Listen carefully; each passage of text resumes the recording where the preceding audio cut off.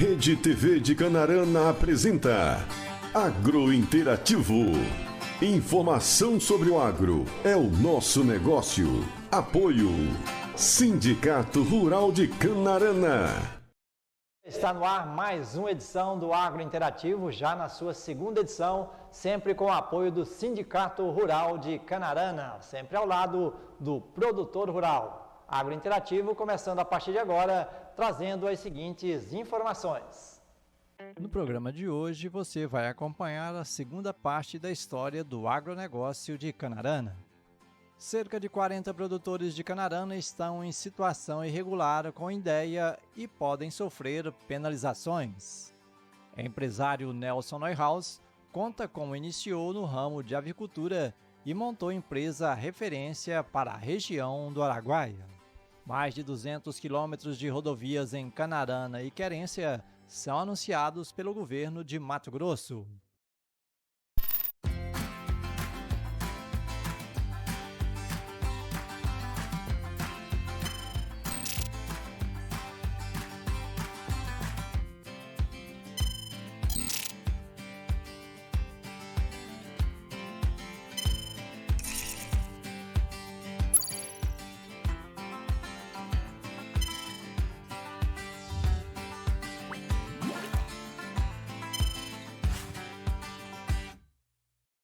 No nosso programa, como a gente prometeu aí no domingo passado, na nossa primeira edição, vamos dar continuidade à série sobre a história do agronegócio de Canarana, que você acompanha a partir de agora a sua segunda.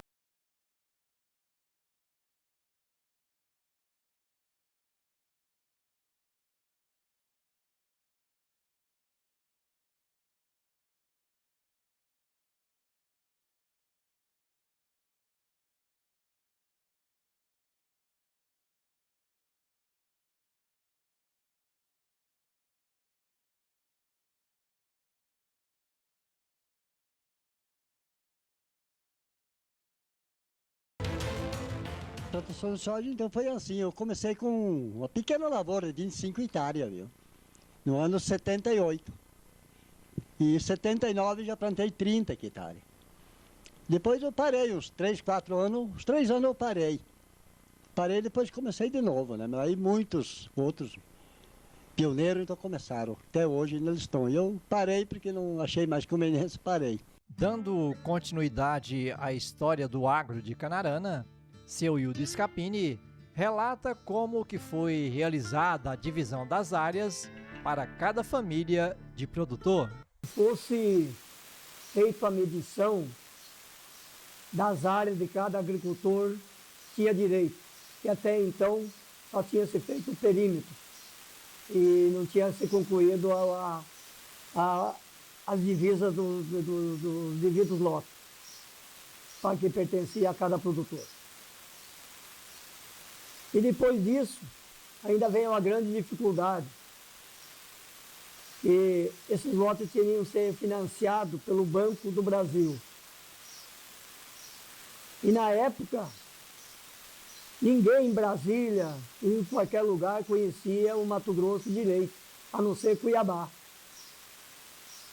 E essa região era uma região esquecida, só de cerrado. Pouca coisa existia, uma pecuária pequena, no mais era só mato e cerrado. É aí que foi a dificuldade para que nós pudéssemos adquirir o financiamento, primeiramente da terra, e depois comprar os equipamentos que era para nós desmatarmos e produzir. E daí em diante, posteriormente, quando aconteceu tudo isso, começou a preparar o solo em parceria com a Coopercol, fazer a lavoura comunitária. Uma na terceira agrovila, uma perto da primeira e outra na segunda agrovila. Foram 3 áreas localizado para cada agrovila. Um para a primeira, outro para a segunda e outro para a terceira. Para que pudesse produzirmos arroz para a subsistência das famílias de cada localidade.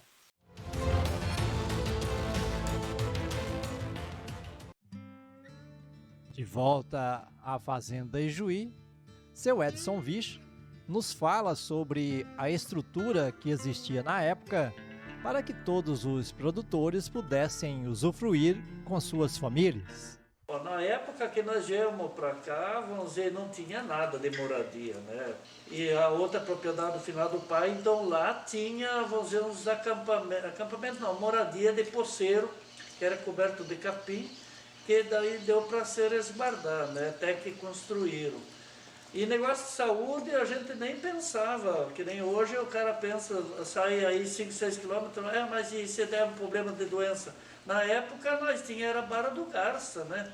E ainda, vamos dizer, às vezes levava 3 dias para chegar na Barra do Garça, então, graças a Deus que a gente não pensava nada na saúde, queria era ver o futuro para frente. Seu Edson nos fala como foi a sua experiência com a lavoura de arroz e como ele se tornou o primeiro a plantar hortifruti no município. Eu, quando fui mal com a lavoura de arroz, eu parti porque não tinha de onde é que tirar sustento da família. E na época, vamos dizer, não tinha como trazer verduras de fora, porque a estrada de chão era até Ipurá. E, então, vamos dizer, só comia verdura se era plantada aqui. E aí, como as dificuldades que a gente passou com o arroz, passei a plantar a verdura.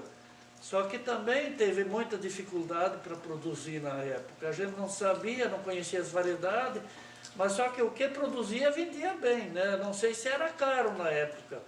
Só sei da melancia. Na década de 86, eu vendia uma melancia, comprei uma carga de bojão de gás, que seria hoje R$ 125, né?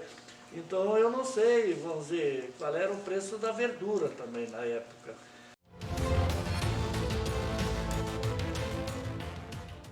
Na Fazenda Vista Alegre, seu Rodão Pinto nos conta a parte da história onde ele plantou a primeira lavoura de soja comercial no município de Canarana. Em 80, 78, 80, eu fui para o do Sul, ia todo ano lá visitar o pai e a mãe. Aí trouxe semente de soja de lá e plantei. A experiência que dizia que aqui não dava soja. E eu, quando vim para cá em Oiaça Terra, em 74, eu já levei anaras daqui. Calei a do Tangurum, calei lá do Puluene, onde eu calava. Perguntava para mim, por que isso aqui? Vou mandar fazer análise. Lá no Rio Grande do Sul, lá em Porto Alegre, só lá que fazia. Aí levei a terra analisar, eu já sabia que dava tudo que é cultura, que eu vim já sabendo, sabe? Só que não tinha recurso nenhum, né? Não carcário, nada aqui. Né? Então foi um processo grande, né? E daí para plantar aquele soja, eu trouxe carcário lá de Taperaí, Goiás, só lá que tinha. Mas só admirava. Aí se amei com aquela plantadeira, carqueiradinha daquelas pequenininhas, né? E deu bom. Aí colhi o soja, muito bom. Não tinha para que vender. Aí eu fui em Goiânia, ali em Anápolis, tinha a fábrica lá de fazer a alimentação do soja, né? Fui lá, negociei com eles. Aí levei 2 cargas lá, eu mesmo levei de caminhão. E aí já estava puxando o fim do ano, deixei uma para trás. Aí quando foi em janeiro, carreguei a carga de soja, cheguei lá, estava em revisão das máquinas, não me receberam soja. Aí me guiaram para Bariri, São Paulo. No próximo programa, os nossos personagens Rodão Pinto, Edson Vich e Hildo Scapini nos contam mais histórias sobre o agronegócio de Canarana.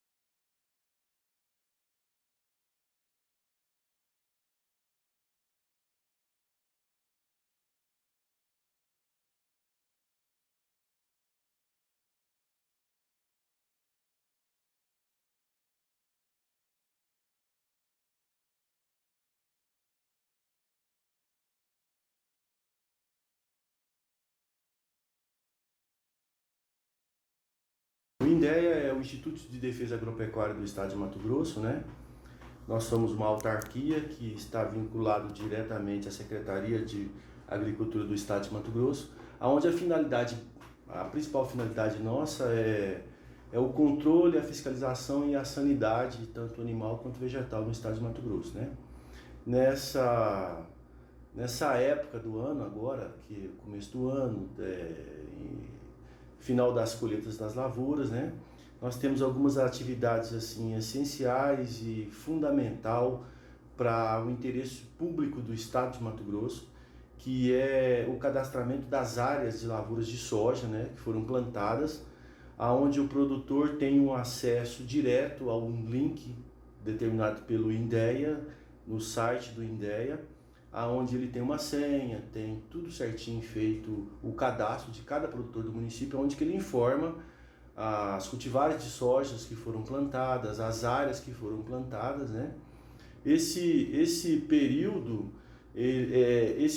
de cadastramento, ele iniciou desde o plantio, lá no mês de outubro, né? Que foi em meados aqui de 1º de outubro, que os produtores do município começaram a fazer esse cadastramento, e o prazo foi dado até 15 de fevereiro, onde essa semana se encerrou os prazos.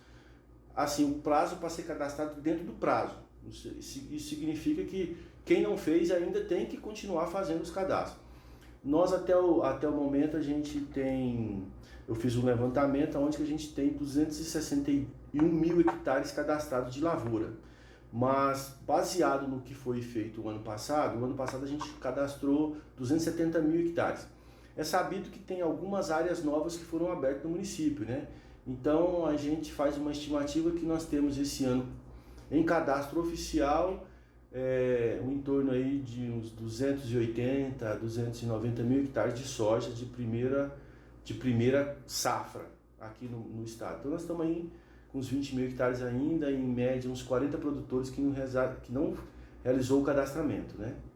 A gente aproveita a oportunidade para aqueles que nos ouviram e ainda não fez, procurar o INDEA ou procurar alguma pessoa que é o responsável para fazer esse cadastramento e entrar lá no site e cadastrar as áreas.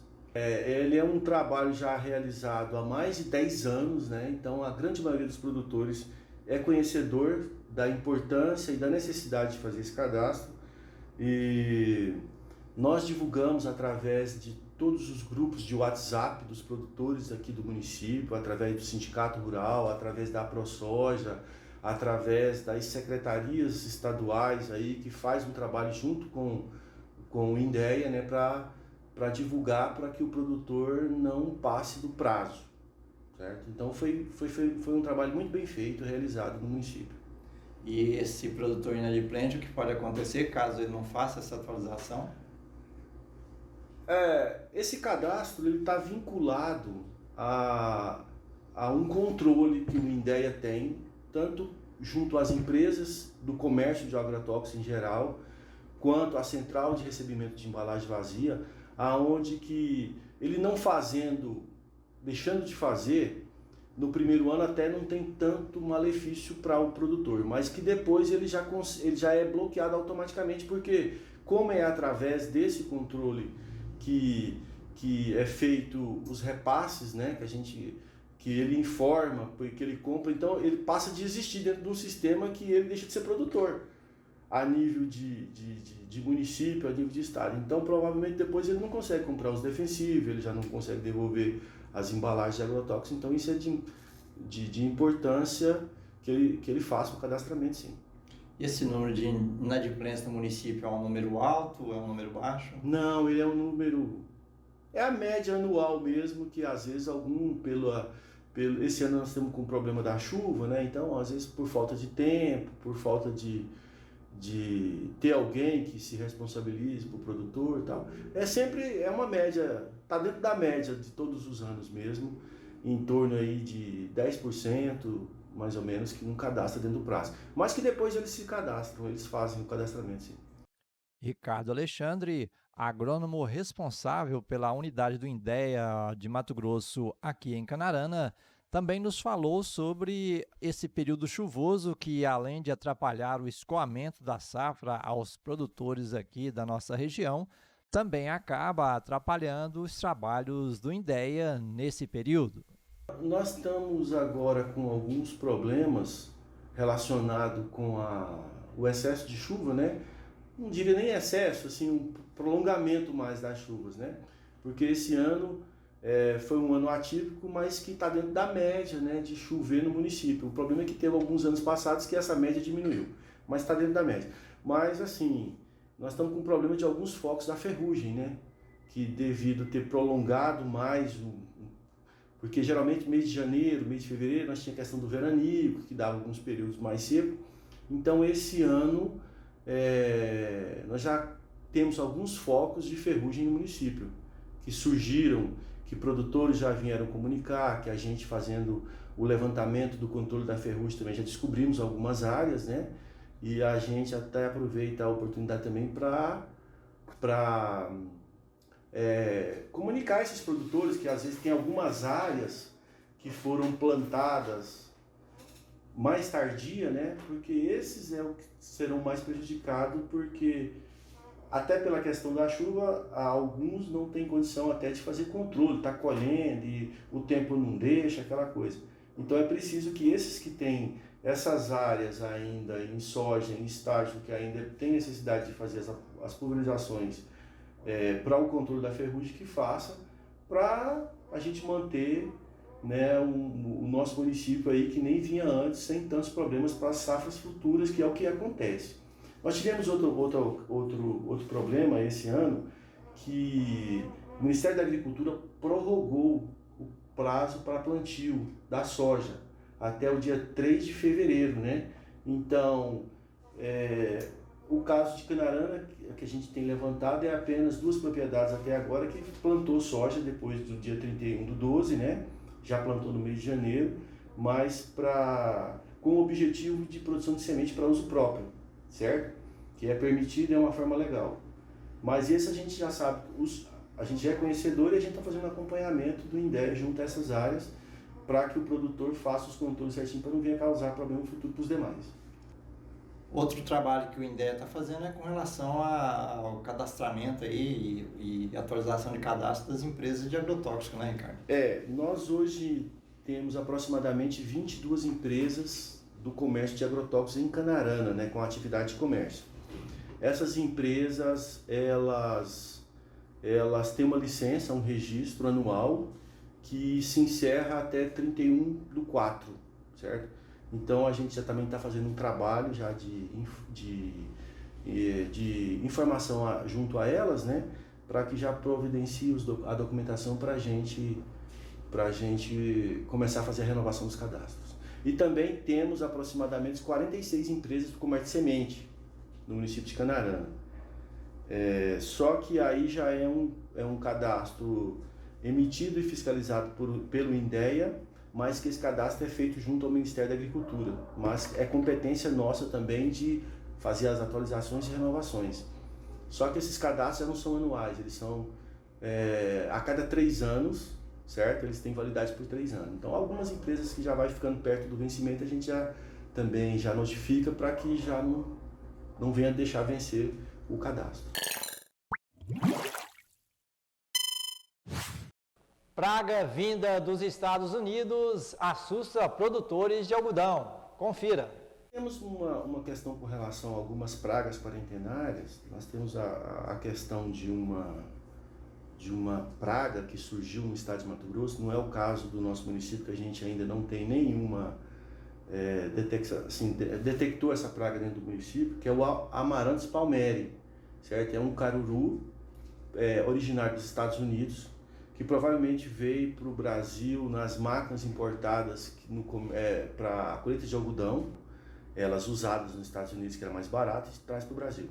E aí nessas áreas de algodão, aonde começou a aparecer a praga, nós tivemos sérios problemas para o controle, porque é uma praga de difícil, uma erva daninha, né, de difícil controle, com produtos químicos, com herbicida e produtos para controle. E o estado de Mato Grosso tem feito uma força-tarefa junto com o Ministério da Agricultura, aonde essa praga tem aparecido para fazer a erradicação da praga.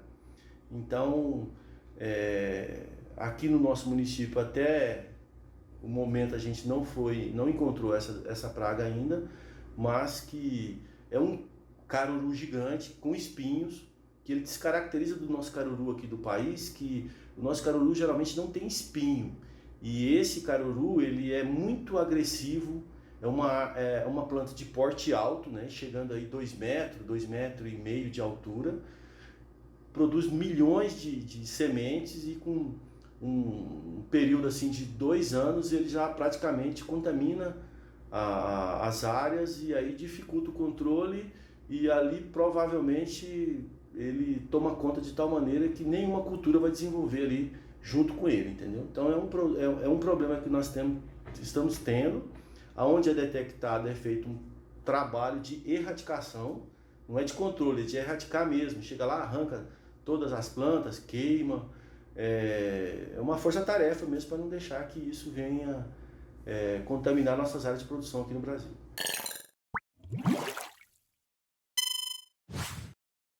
Você confere agora no Agro Interativo mais um informativo do Sindicato Rural de Canarana. Está no ar a segunda edição do informativo do Sindicato Rural de Canarana, que traz os seguintes destaques. Caminhoneiros se arriscam em pontes de madeira precárias na BR-158 durante escoamento da soja em Mato Grosso. Colheita da soja já ultrapassa os 50% da área em Canarana. Recolhimento de embalagens de defensivos agrícolas no Araguaia-Xingu salta de 25 para 1.300 toneladas em quase 2 décadas. Essas e outras informações você confere agora no informativo do Sindicato Rural de Canarana. Caminhoneiros se arriscam em pontes de madeira.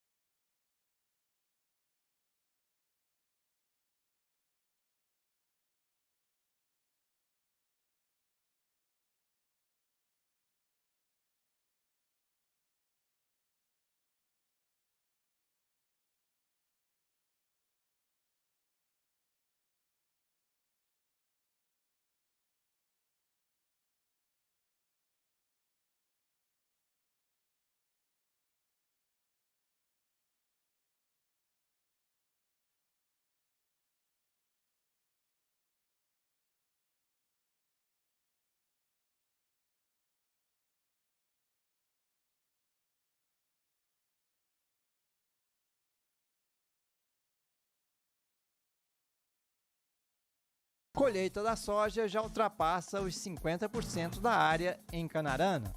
Dos 320 mil hectares semeados em Canarana, as colheitadeiras já passaram em cerca de 50%. Nesse momento, os produtores registram grãos avariados e alta umidade na soja. Com a alta umidade e os poucos intervalos entre as pancadas de chuva para a colheita, longas filas de caminhões estão se formando próximo aos armazéns para a descarga do produto. Ao mesmo tempo, os trabalhos de semeadura do milho safrinha estão acelerados. A estimativa é que 70% dos 150 mil hectares estimados já foram plantados.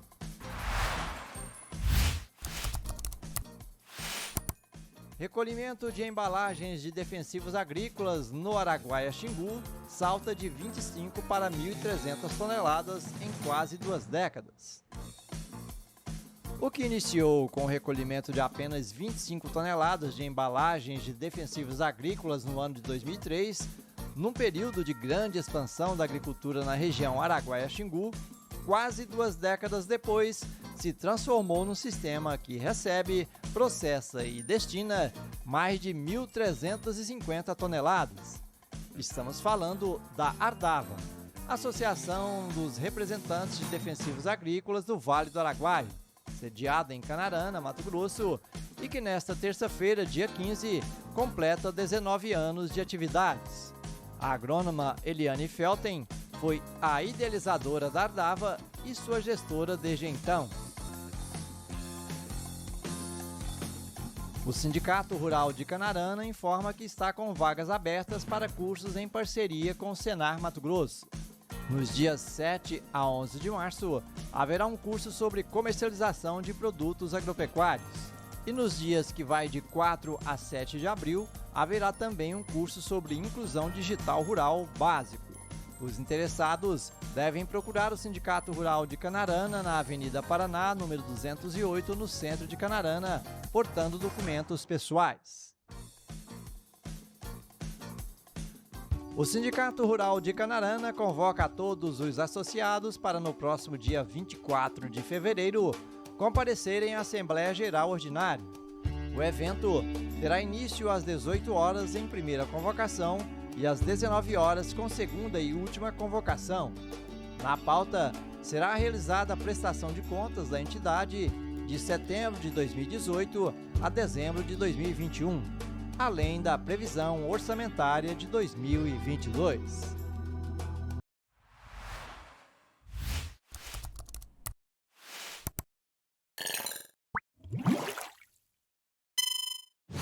Mais de 200 quilômetros de rodovia em querência em Canarana são anunciadas pelo governo do estado de Mato Grosso. Acompanhe essa informação aqui no Agro Interativo. Na segunda semana de fevereiro, o governador Mauro Mendes anunciou a pavimentação de mais 123 quilômetros de rodovias em querência nas MTs 110 e 109. Somado aos 100 quilômetros já garantidos das MTs 110 e 243 na rota Canarana-Querência, em parceria com as prefeituras e produtores, o governo de Mato Grosso irá pavimentar mais de 200 quilômetros de rodovias nos dois municípios, atendendo importantes regiões produtoras de grãos e criando uma nova rota que vai ligar o Araguaia-Xingu até Cuiabá. Outra rodovia que receberá asfalto em querência é a MT-243, entre a cidade até o Rio Tanguro, na divisa com Canarana. Serão 41 quilômetros que integrarão a ligação das duas cidades. Após o Rio Tanguro, dos 100 quilômetros da MT-110 que ficam do lado de Canarana, 6 quilômetros serão asfaltados pela Prefeitura Municipal com recurso próprio e 58 quilômetros pelo governo do estado. Restarão ainda pouco mais de 35 quilômetros no entremeio, sendo que o projeto para 10 quilômetros já foi bancado por produtores. A soma de 64 quilômetros da MT-110 do lado de Canarana, somados em querência aos 41 quilômetros da MT-243, 70 quilômetros da MT-110 e 53 quilômetros da MT-109, serão mais de 228 quilômetros de pavimento novo nos dois municípios já anunciados pelo governo do estado, em parceria com as prefeituras, produtores e parlamentares. Além disso, a expectativa é que outras rodovias estaduais devem ser confirmadas em breve, como os 50 quilômetros da MT-020 entre Canarana e a BR-158, além dos 35 quilômetros que restarão da MT-110 e mais de 100 quilômetros do restante da MT-109 até o Espigão do Leste.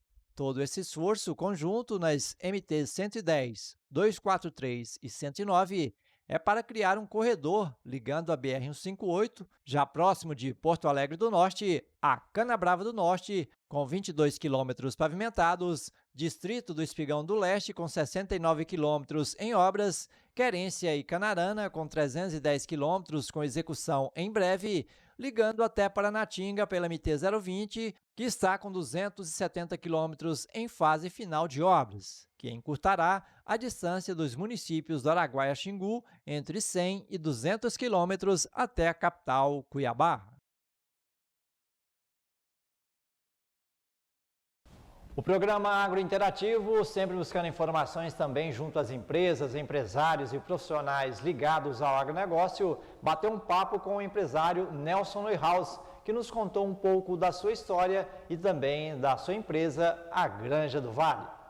Uma das empresas que mais vem se destacando no município de Canarana é a Granja do Vale.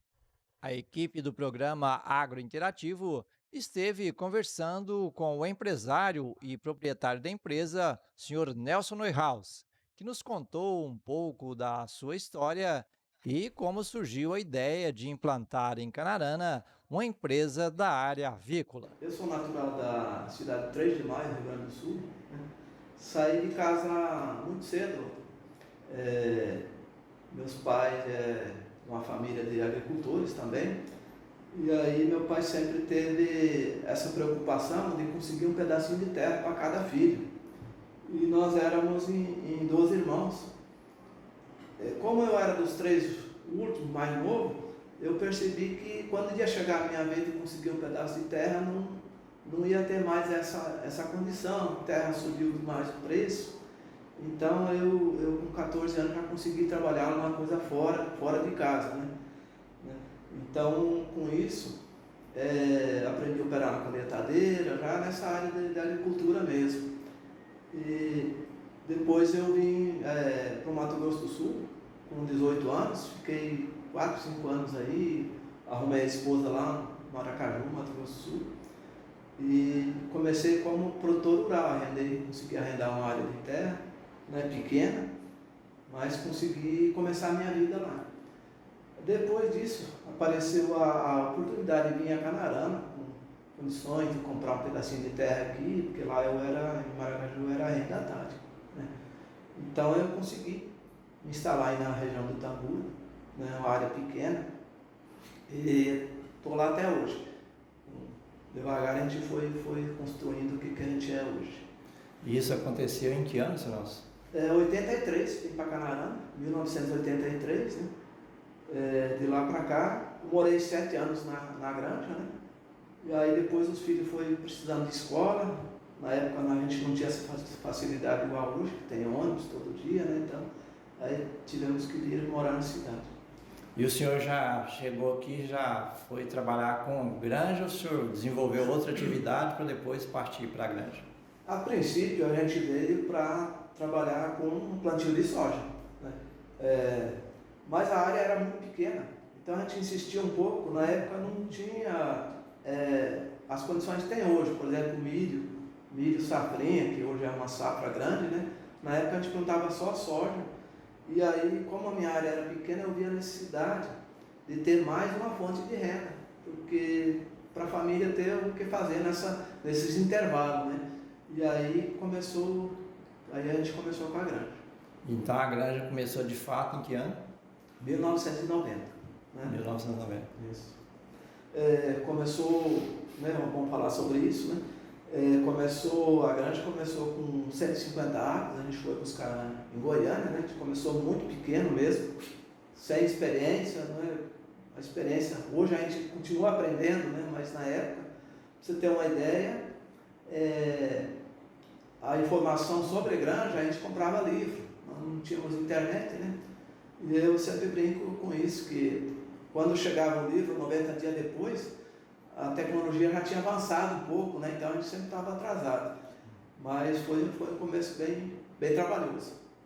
Seu Nelson, toda empresa, por mais que ela não tenha nenhuma experiência, mas quando ela inicia, o empresário almeja um crescimento lá na frente, ele já visualiza o que ele quer lá na frente. Essa visualização que o senhor teve lá atrás no início, o senhor conseguiu alcançar ela hoje, olhando para trás, chegou dentro do prazo que o senhor estabeleceu, demorou muito ou foi além das expectativas do senhor a situação que a empresa se encontra hoje? Perfeito, ótima pergunta, eu gosto até de falar sobre isso. Tipo assim, um projeto meu, um sonho da granja, era vender ovos na cidade de Barra do Garça, né? Porque eu comecei em Canarana, depois a gente foi para Água Boa, depois foi em Chavantina, né? Aos poucos, conforme ia ampliando a granja, né? Então, um projeto meu particular era assim, o dia que eu consegui vender ovos na Barra do Garça, porque Barra do Garça era uma referência nossa da região aqui, muitas pessoas iam lá fazer compra, alguma coisa que não tinha na Canarana, né? Então a gente ia para Barra do Garça então era um sonho meu. Então esse era um projeto que eu consegui depois de 7, 8 anos de granja, né? Eu consegui, então eu me senti realizado o dia que que eu consegui fazer isso. E essa primeira venda aconteceu quando? Foi em 97, né? Primeira venda, consegui logo, tipo, uma referência aqui para nossa região, é o supermercado Milo, né? Ainda hoje né? Então a gente conseguiu fechar uma parceria lá, eu me senti realizado no dia que eu consegui isso.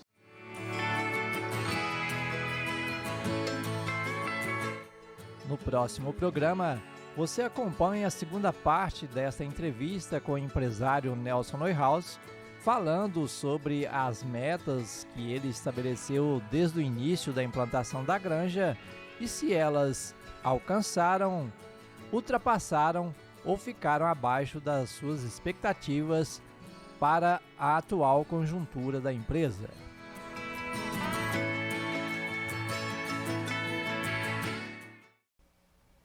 E chegamos ao final de mais uma edição do Agro Interativo, que volta no próximo domingo com muito mais informações do agronegócio de Canarana e região, sempre com o apoio do Sindicato Rural de Canarana. A todos um bom domingo e fiquem todos com Deus. Rede TV de Canarana apresentou Agro Interativo. Informação sobre o agro é o nosso negócio. Apoio Sindicato Rural de Canarana.